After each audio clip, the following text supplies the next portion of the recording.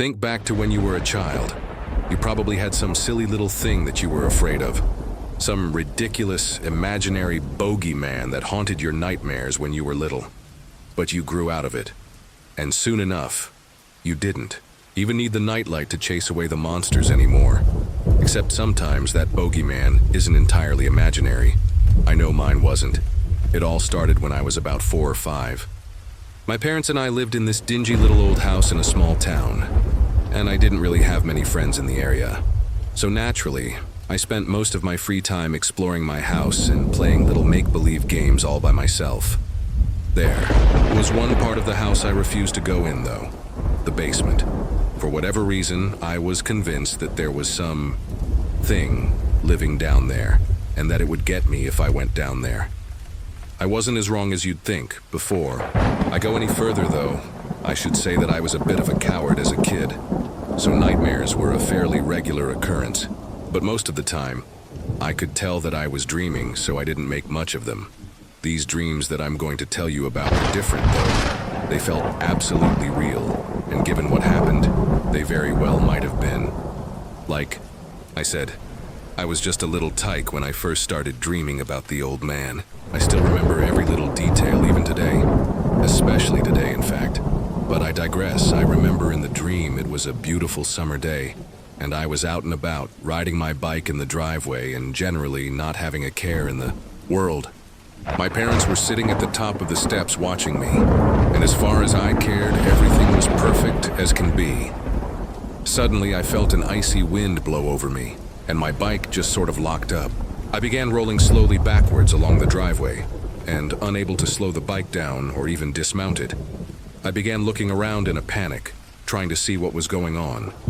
And it was then that I saw the old man for the first time. He was dressed sharply, rather like an old-fashioned undertaker, the implications of which escaped me at the time. He was tall and gaunt, seeming to be nothing more than skin and bones, in a disturbingly literal sense, and his pale, sunken face, with its grim scowl and hooked nose lending it an odd, vulture-like quality, was framed by a thinning mane of wiry, gray hair, but his eyes were by far the worst thing about him. At the age of 5, I was unable to articulate exactly what I saw when I looked into the cold, dead eyes of what we came to call the Dream Man. Even as a grown man, I still can't. What I saw was simply too alien, too inhuman, too utterly, incomprehensibly other for any man to put into words. I didn't waste any time as soon as I saw that horrible thing. I tried to run, but I still couldn't even get off of my bicycle. I turned to scream for my parents, only to find that they were no longer there. Not that they could have done anything anyway, as the old man was upon me, with his wild hair and those horrible, horrible eyes. I felt a freezing numbness as his long, bony fingers grasped my arm, his dirty, claw-like nails digging into my flesh. I remember how the old man leaned in close, his cracked, virtually non-existent lips parted to reveal rotting, crooked teeth. And I remember the one word he whispered to me as he held me in his grasp: cellar. The next thing I knew, I was being shaken awake by my parents, as I had actually been screaming in my sleep. I told them about what had happened, and they told me it was just a nightmare, and I believed them. Every so often I would have nightmares about the man, but since they were only dreams, my parents didn't think much of them. That is, until I started sleepwalking. As bad as my first encounter with this somnambulant wraith was, the worst had yet to come. The dream was always the same, with extremely slight variations. It always started off with me in my room playing, when I would suddenly get a sense of wrongness about my surroundings. I would go off to find my parents, but no matter where I looked, I couldn't find them. When I would go to the pantry, where the door to the basement was, I would hear someone calling me, and I would turn to see a door that shouldn't have been there. As I took a step towards it, the door would swing open, and there would be the old man beckoning me, his teeth bared in a malicious sneer.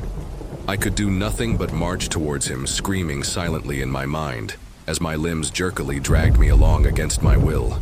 Usually it was at this point I would be woken up by my parents. Somehow, I would sleepwalk all the way to the cellar door, and begin to head downstairs. Usually they caught me before I started to go down the stairs. In fact, they almost always did. But not always. Once the old man managed to get me down to the basement. That's the only nightmare about the dream man that I don't entirely remember.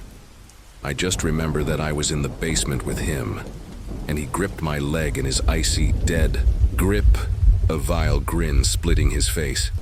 All I remember after that is excruciating pain before I woke up, and continued to be in agony.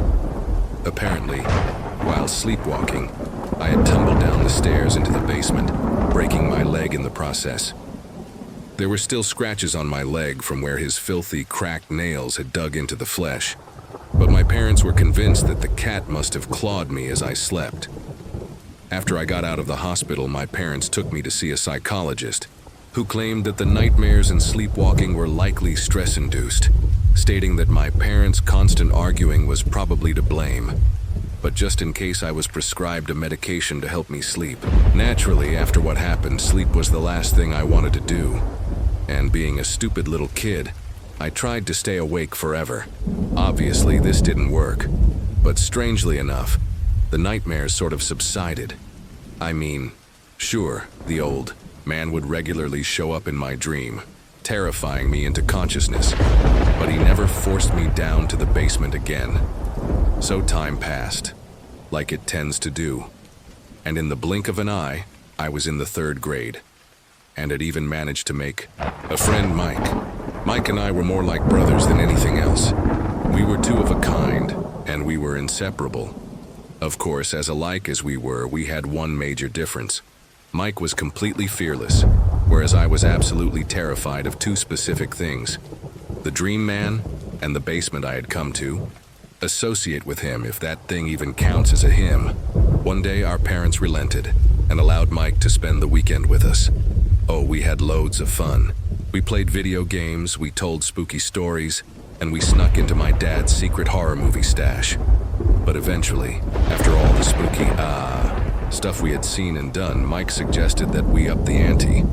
We were going to go down to the basement to confront my fears. I begged Mike, I pleaded him not to make me go down there, but he saw it as his duty as my best friend to break me of my fear. And when Mike got an idea in his head, there was no dissuading him of it. How I wish what happened next had only been a nightmare. So just after midnight, as Saturday became Sunday, we crept down the stairs into the basement, armed with flashlights, and in my case, a wiffle bat. We spent about half an hour down there, looking in every corner for the aged ghoul who had haunted my dreams for so long, with no success. Eventually, we gave up and headed back upstairs. That's when everything went to hell. Standing there in the doorway was the old man, every bit as horrifying as he had been in my dreams. In one swift motion, he clamped his bony, gnarled hands around my shoulders, and with a strength belying his withered frame, lifted me up to his face, so those nightmarish eyes of his filled my vision. I heard one of us scream, and I didn't know if it was me or Mike that was screaming. I don't remember what happened after that, as the next thing I knew I was coming to on the cold, hard floor, and Mike was huddled in the corner shuddering, wide-eyed and pale, clutching the bat to his chest. For some time afterwards, I continuously asked him what happened, but he always refused to tell me.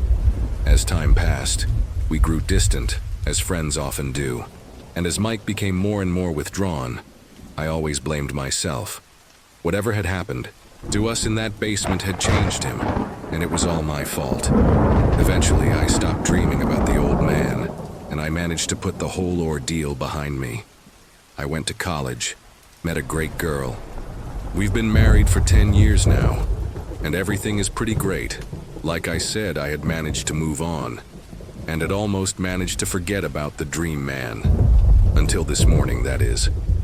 At breakfast, my son told my wife and I about a bad dream he'd had last night. A dream about an old man in the basement, an old man with cold hands and terrifying eyes.